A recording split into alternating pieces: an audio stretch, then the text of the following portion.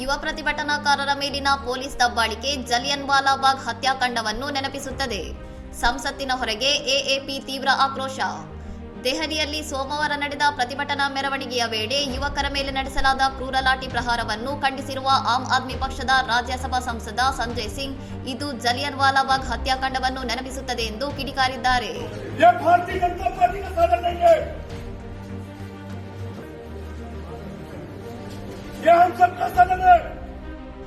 ಸಂಸತ್ತಿನ ಮಕರ ದ್ವಾರದ ಹೊರಗೆ ನೀಟ್ ಪ್ರಶ್ನೆ ಪತ್ರಿಕೆ ಸೋರಿಕೆ ಹಾಗೂ ಪ್ರತಿಭಟನಾಕಾರರ ವಿರುದ್ಧದ ಪೊಲೀಸ್ ಕ್ರಮವನ್ನು ವಿರೋಧಿಸಿ ಎಎಪಿ ಸಂಸದರು ಧರಣಿ ನಡೆಸಿ ಸರ್ಕಾರದ ವಿರುದ್ಧ ತೀವ್ರ ಘೋಷಣೆಗಳನ್ನು ಕೂಗಿದರು.